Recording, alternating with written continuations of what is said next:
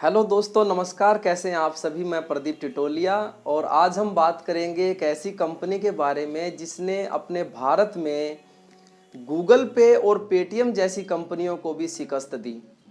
अपने एक brilliant idea के साथ, अपने एक ज़बरदस्त स्टार्टअप के साथ एक ऐसा कारनामा करके दिखाया कि इन बड़ी बड़ी दिग्गज कंपनियों को भी पसीने आ गए और छोटे छोटे दुकानदारों को अपने साथ लेके उनको जोड़ के उनकी हेल्प करके हजारों करोड़ रुपए की कंपनी खड़ी करी। एक ऐसी फिनटेक कंपनी के बारे में आज हम बात कर रहे हैं जिसका नाम है भारत पे। भारत पे एक ज़बरदस्त आइडिया था। भारत पे को इस ऊंचाई पर, इस बुलंदियों पर लेके जाने के लिए इसके को फाउंडर और एमडी, जो कि आजकल बहुत ज़्यादा ट्रेंडिंग में भी हैं, हम बात कर रहे हैं असनीर ग्रोवर की। कि असनीर ग्रोवर कैसे एक अपने ब्रिलियंट आइडिया भारत पे को गूगल पे और पेटीएम जैसी कंपनियों के साथ होड़ मची होने के बावजूद जगह बनाने में कामयाब हुए और हज़ारों करोड़ रुपए की कंपनी को उन्होंने खड़ा किया। लेकिन ऐसा क्या हुआ, है ना? बड़ा ज़बरदस्त सवाल। आप भी कुछ दिन से गूगल कर रहे होंगे, आप भी कुछ दिन से देख रहे होंगे, चारों तरफ कंट्रोवर्सी मची हुई है। खासकर जब से शार्क टैंक इंडिया आया है तब से तो भाई पूछो मत क्या हुआ है, क्या हो रहा है। लोगों को ऐसा लग रहा है कि असनीर ग्रोवर तो विलेन है। लोगों को ऐसा लग रहा है कि असनीर ग्रोवर, भाई मैंने भी शार्क टैंक इंडिया के सारे एपिसोड्स देखे हैं। I am a huge fan of Sony TV for coming.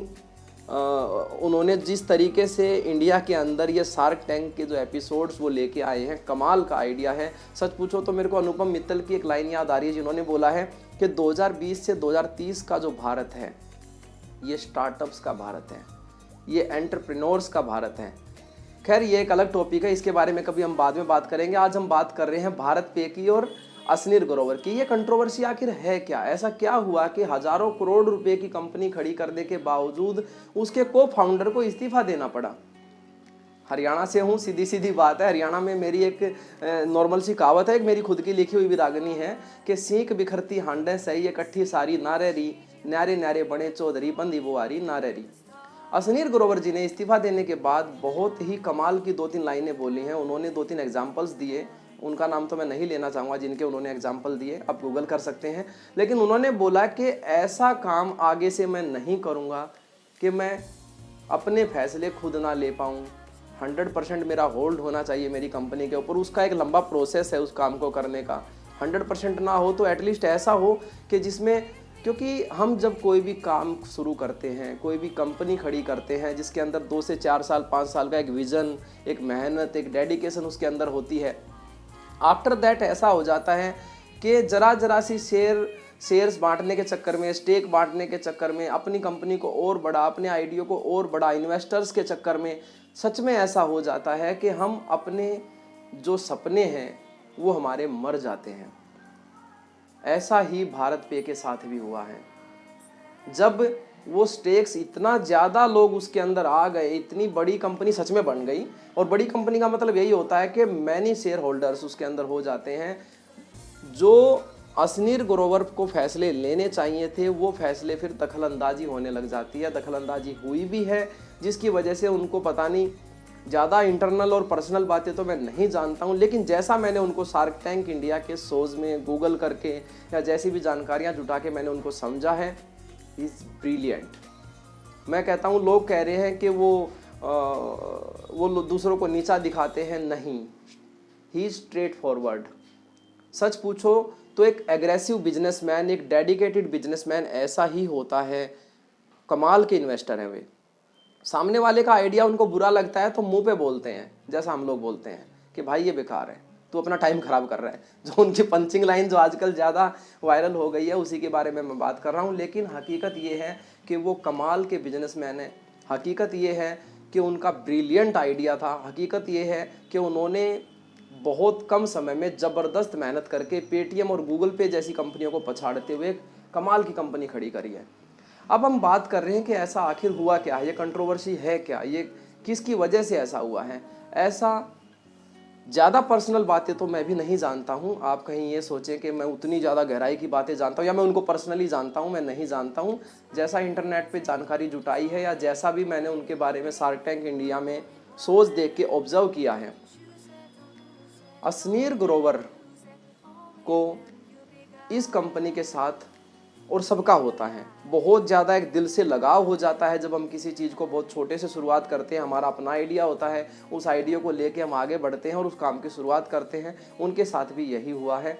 दूसरी बात, जब उन्होंने ये लगा है और ज़्यादा जो उसके डायरेक्टर्स हैं या पूरी टीम है या जितने जो भी लोग हैं, पता नहीं क्यों उन्होंने उनको साइड करने का सोचा है। ऐसा क्या बखेड़ा हुआ है, इस बात में कितनी सच्चाई है कि कंपनी के फाइनेंस के साथ छेड़छाड़ हुई है, ऐसा पता नहीं। मेरे को तो नहीं लगता है कि इस लेवल पे जाने के बाद या इतने सपनों के साथ एक कंपनी खड़ी करने के साथ एक इंसान ऐसा करेंगे या ऐसा उनकी वाइफ करेगी। मेरे को ऐसा बिल्कुल भी नहीं लग रहा है। ये सारी की सारी जो उनकी जो पॉपुलैरिटी है, कुछ लोग कहते हैं नेगेटिव पॉपुलैरिटी मिली है शार्क टैंक इंडिया से। आखिरकार उनको इतना ज़्यादा मजबूर कर दिया गया है। शायद 10-15 दिन पहले, महीने भर पहले उनकी वाइफ को सारी पोस्ट से उनकी हटा दिया गया भारत पे से, और अब असनीर ग्रोवर को भी इतना ज़्यादा मजबूर किया गया कि उनको आखिर में इस्तीफ़ा ही देना पड़ा। लेकिन अच्छी बात है, उनकी वाइफ ने सारी सोशल मीडिया से पोस्ट को हटा दिया है। जो पहले की पोस्ट उन्होंने दूसरों पे, एक दूसरे पे जो अपनी सिंपल सी भाषा में लांछन लगाने वाला जो प्रोसेस होता है, वो उनको कुछ बोल रहे हैं, वो उनको कुछ बोल रहे हैं, सम रिप्लाईज़ उन्होंने सारा हटा दिया। उन्होंने बोला है कि अब आगे बढ़ने का समय आ गया है। हम उम्मीद करेंगे कि इस सारे के सारे चैप्टर से असनीर ग्रोवर व उनकी फैमिली बहुत जल्दी निकल पाएंगे। हम उम्मीद करेंगे कि बहुत जल्दी वो एक नया स्टार्टअप हमारे देश के लिए कुछ ऐसा लेके आएंगे जिसके अंदर उनका अच्छा एक होल्ड होगा। हम चाहेंगे कि वो दोबारा तो ऐसी गलती नहीं करेंगे। अंत में मैं यही कहना चाहूँगा कि जिस प्रकार से हमने ये सारा बखेड़ा देखा है, जिस प्रकार से इस सारी कंट्रोवर्सी को हमने समझा है, खासकर आप सब स्टूडेंट्स और जितने जो एंटरप्रेन्योर्स बनना चाहते हैं या कुछ स्टार्टअप का अपने अंदर एक आइडिया लेके चलना चाहते हैं। दूसरी बात आती है शिक्षा की। इस सारे के सारे मामले से हमें क्या शिक्षा मिलती है? इस सारे मामले से हमें ये शिक्षा मिलती है, हम जितने भी काम हम शुरू करते हैं या कोई भी एक नया स्टार्टअप हम शुरू करते हैं या कोई भी एक नया विज़न हम लेके आगे बढ़ते हैं, एक शुरुआत करते हैं, तो सबसे पहली बात तो डायरेक्टर्स और मैनेजमेंट मिनिमम होनी चाहिए। बहुत ज़्यादा इन्वेस्टमेंट जुटाने के चक्कर में हम जाने अनजाने इतने ज़्यादा लोगों को अपने साथ जोड़ लेते हैं, थोड़ी थोड़ी स्टेक देके। कुछ समय के बाद इतनी बड़ी प्रॉब्लम क्रिएट हो जाती है कि हम अच्छे फैसले भी नहीं ले पाते हैं। वो सारे के सारे फैसले एक दूसरे से टकराने लग जाते हैं और आखिर में कभी न कभी किसी न किसी के साथ ऐसा भी हो जाता है जैसा असनीर ग्रोवर के साथ हुआ है। तीसरा जो सबसे मेन पॉइंट है इसके अंदर वो ये है कि बेशक हम कम डायरेक्टर्स रख के, बेशक हम कम अपनी टीम के अंदर लोग रख के, हो सकता है कुछ समय ज़्यादा लगेगा हमें कामयाबी हासिल करने में। हो सकता है जिस सपने को लेके हम चले हैं उस एम को हासिल करने में हमें थोड़ी एक्स्ट्रा मेहनत करनी पड़ेगी, हमारे पास फंड्स की दिक्कत आएगी, इन्वेस्टमेंट की दिक्कत आएगी। लेकिन अगर आपका आइडिया गजब है, अगर आपके अंदर काबिलियत है, अगर आप ज़बरदस्त डेडिकेटेड हैं अपने सपनों को पूरा करने के लिए, तो बेशक 2-4 साल ज़्यादा लगेंगे लेकिन आप अपने आप को साबित कर पाएंगे।